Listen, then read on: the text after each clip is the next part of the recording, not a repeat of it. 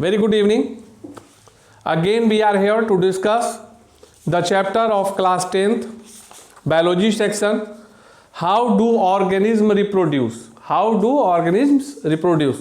In which earlier we discussed about the definition of reproduction. We discussed about the meaning of reproduction. We discussed about the types of reproduction, basically of two types, asexual and sexual. In asexual, again there are some subtypes like fission, fragmentation, regeneration, vegetative propagation, budding and all. Today we will move forward for the discussion of sexual reproductive system, or in another word we can say that today we are here to discuss or to understand about the sexual reproduction. Hindi asexual reproduction के बारे में तो हम लोगों ने पढ़ लिया, अब हम लोग सेक्सुअल रिप्रोडक्शन के बारे में पढ़ेंगे. सो फर्स्ट ऑफ ऑल आपको ये समझना है, it is very necessary for us that we will understand that is sexual reproduction takes place only in animals? No. Sexual reproduction takes place in animals as well as in plants, flowering plants. ऐसा नहीं है कि सारे plants में होता है, flowering plants में होता है, अनिवार्य नहीं है पौधों के लिए भी, लेकिन जो फूल वाले पौधे होते हैं उसमें सामान्यतः सेक्सुअल रिप्रोडक्शन होता है.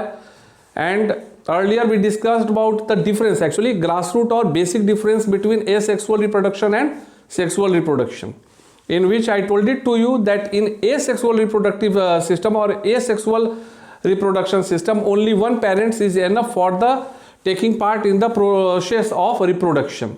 But in sexual reproduction, two parents are required for taking part in the reproduction system.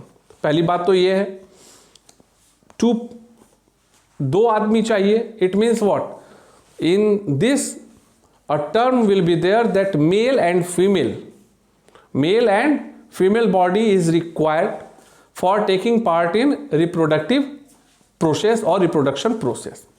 तो जो पौधे के अंदर का जो रिप्रोडक्शन सिस्टम होता है वो थोड़ा आसान होता है, एंड जो ह्यूमन बीइंग के अंदर होता है या जीवों में होता है, that one is little bit complicated and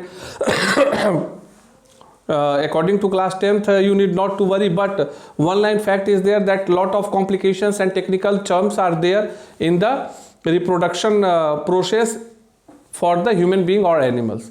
But in flower, in a very easier manner, with the help of a few important terms and all, we can easily understand that what is the meaning of how the reproductive system or reproduction process takes place. Keep it here. सो आज हम लोग जब वो समझना शुरू कर रहे हैं, देखो एक चीज़ बहुत गंभीरता से समझना, मैं दावे के साथ कर सकता हूँ कि it's very easy to explain physics, it's very easy to explain chemistry for teachers. Actually for the student physics is easy, physics के बाद केमिस्ट्री आता है. केमिस्ट्री चूँकि we have to rememberise all of things in the term of equations and reactions or with the help of symbols. But biology जो होता है ना काफ़ी उबाऊ होता है. बायोलॉजी को हम लोग तब तक नहीं समझ सकते हैं जब तक कि हम उसके प्रोसेस को नहीं समझें, उसके टर्म, उसके जो इन्वॉल्वमेंट या इन्वॉल्व्ड आइटम्स हैं या टर्म है उसको हम लोग नहीं जाने. तो इसको याद नहीं किया जा सकता है, इसको समझा जा सकता है. इसको याद नहीं किया जा सकता है, इसको समझा जा सकता है. तो उसके लिए हम लोग आज जो है सबसे पहले बिफोर स्टार्टिंग टू स्टडी और to understand the reproduction system or the reproduction process in flower, the first step, पहला step क्या होना चाहिए? We have to understand about the flowers. We have to understand about the flowers. Just wait for a moment. Saurabh, मुझे एक फूल देना जो बंद है या जो खुला हुआ है, कोई भी एक फूल बाहर से ला के दो. Actually each and everything you can understand easily if I will give you the explanation along with the example. जब आप किसी चीज़ों को देख कर समझते हैं ना तो बहुत आसानी होती है. तो काफ़ी कुछ तो मैं फूल के से आपको नहीं समझा सकता हूँ, लेकिन हाँ कुछ जो इम्पोर्टेंट टर्म्स हैं, जो कुछ इम्पोर्टेंट पार्ट्स हैं उसको आपको बताया जा सकता है. So just wait for a moment. Within few seconds, I will get all the things. How we can understand and how we can rememberize the technical terms as a part of the flower. So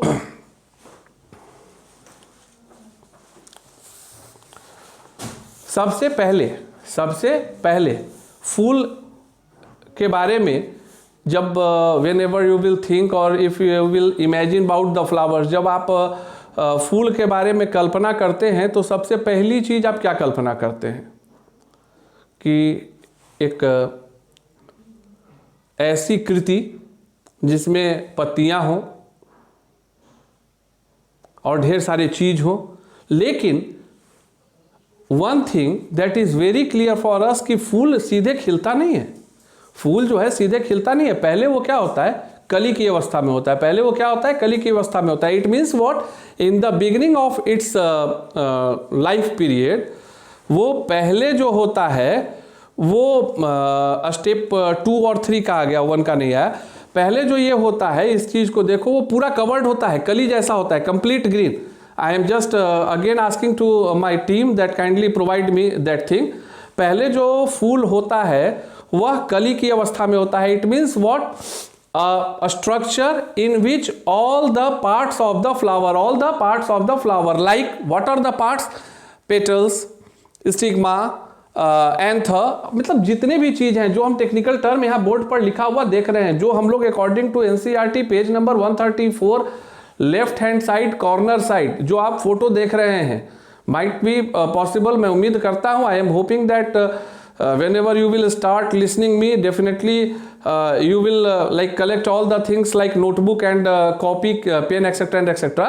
So if you are right now, if you the book, NCERT book is in your hand, then easily on page number 134 left hand side corner side you can easily see the picture of the flower. So सबसे पहले फूल किस अवस्था में होता है, फूल इस अवस्था में होता है। सबसे पहले फूल इस अवस्था में होता है। It means what, from all directions, the flower, in the beginning time of the flower, it is covered by the green things. It is covered by the green things. Now you can see the picture. That green things is known as sepal. That green thing is known as sepal. अब यहाँ पे sepal तो लिखा हुआ है, लेकिन तुमको याद नहीं होगा। तो तुमको, आप अगर पिक्चर के हिसाब से समझोगे तो आपको याद रहेगा कि these sepals are responsible to protect the flower in its beginning time period. तो ये सेपल है, कहां पर कौन चीज पुट हो रहा है, इस चीज को हम लोगों को समझना है। This is known as sepals. अब ये कली की अवस्था से ये फूल जो है, उसके बाद ये टाइम पीरियड के बाद ग्रोथ हुआ, तो उसके बाद क्या हुआ, now you can see that the sepals are just at the lower point of the flower.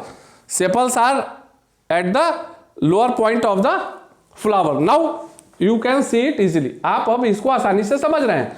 Y? Because जो भी पेटल हैं, जो पत्तियां हैं, अब ये बाहर की ओर आ रही हैं। पत्तियां जो हैं ये बाहर की ओर आ रही हैं, तो ये अब नीचे हो गया, मतलब पत्तियों का विकास हो गया। And at the last moment और at the last stage we can see the flower in such way. अब हम लोग यहाँ क्या देख रहे हैं, now you can see, you just compare the both thing. You can easily understand after viewing this one picture, you can easily understand that where is the which part. अब इस पौधे के आधार पे हम इस चीज को आसानी से समझ सकते हैं कि where is the carpel. Carpel कहते हैं किसको है, ये जो बीच में है इसको कहते हैं। तो now after seeing or watching all the pictures we can easily understand that this one is known as petal. Here is the what, here at the top it is known as stigma. The section, lower section is known as style. जो यहाँ पे एक जो ये structure आप starting में देख रहे थे, ओवरी टाइप का स्ट्रक्चर होता है हर में, बीच में यहाँ पे जाके वो फूलता है, नीचे है, इसमें भी वो चीज है। तो here that will be known as ovary. तो ये जो होते हैं इंपॉर्टेंट पार्ट्स होते हैं जिसके माध्यम से हम आसानी से समझते हैं। तो ये स्टिग्मा है, ठीक है, और ये जो बीच में बंद है, एक कर्व टाइप का, नेक टाइप का पार्ट आ रहा है, that one is known as style. So आपको स्टिग्मा और स्टाइल के साथ साथ ये भी समझना है कि अगर सिर्फ हम लोग स्टिग्मा और स्टाइल को लेते हैं, then what it means? Then it will known as carpel. Then it will known as carpel. तो carpel क्या है? The combination or the complete view of stigma and style. उसके नीचे क्या होता है? ओव्यूल होता है. उसके नीचे क्या होता है? ओव्यूल होता है. और ओव्यूल में ही जो ये इसके अंदर जो एक ये पार्ट होता है, इसको जब हम लोग काफी टियर करेंगे, then we can easily see at the bottom, here at the bottom if you are seeing, और you can check it with respect to any flower, whatever is present near you or surrounding to you. तो आप देखेंगे कि that the lower portion that will be known as inner section area is known as ovary. वही ovary होता है, flower में ovary वही होता है. और ये जो सारे रिप्रोडक्टिव वर्क जो शुरू होते हैं वो कहाँ से होते हैं? With the help of stigma, anther. ये जो आप एंथर देख रहे हैं इससे होते हैं. यहाँ एंथर कहाँ है भाई? यहाँ सब जगह एंथर है, सब जगह है एंथर. आप अमलतास इन माई स्कूल कैंपस, वो पौधा है, कचनार का है. आप easily you can C such kind of structures in the flower, such kind of structures in flower. So first of all we have to understand that about the basic terms. So basic terms for flowers are stigma, very important role it plays, anther, petals, पत्तियां, ovule, अंदर में जो ovule के होता है ovary, जो इसको कली की अवस्था में रक्षा करता है सेपल्स. उसके नीचे it means what? After sepals, after sepals that will be known as receptacle, that will be known as receptacle. So these are the important terms about which we have to study. अब before moving to the next thing, our next step is what? Our first step was to analyse about the flower, कि हम लोग फूल के बारे में कैसे समझते हैं, फूल के अंगों के बारे में कैसे समझते हैं. जस्ट लाइक भाई जब हम ह्यूमन बीइंग के बारे में जानते हैं कि in the human being the term like kidney, liver, pancreas, small intestine, large intestine, heart, तो उस तरह से हम लोग फ्लावर के बारे में भी हम लोगों को जानना है कि what are the technical terms और what are the important parts of the flower. So firstly stigma, style, ovule, receptacle, sepal, ovary, anther, petal and filament. Filament जो होता है वो पौधे के स्टिग्मा, आप जो देख रहे हैं, आपका जो ये स्टिग्मा वाला सेक्शन है स्टाइल और ओव्यूल के तरफ, उससे जुड़ा हुआ एक स्ट्रक्चर होता है, that will be known as, that thing will be known as filament. That thing will be known as filament. And on the top of the filament, at the top of the filament, the thing whatever is present, that thing will be known as anther. So in my next discussion of the class, we will discuss about the work of anther, work of stigma, etc. and etc. So it's my request to you that kindly make sure that write the important, make the picture of the flower, write its important part, and it's my personal request to you that kindly, if by the today's session or with the help of books and all, kindly write 2 or 3, or if you will know the function of all things, then you can write or you can find it from here and there, because in my next session I will show you the relationship between what? The parts of flower with respect to reproduction, that with the help of these parts, which parts are responsible for taking part in reproduction. So it's my personal request to you that make sure that with the complete diagram you will come in my next session. Thank you. Have a great day.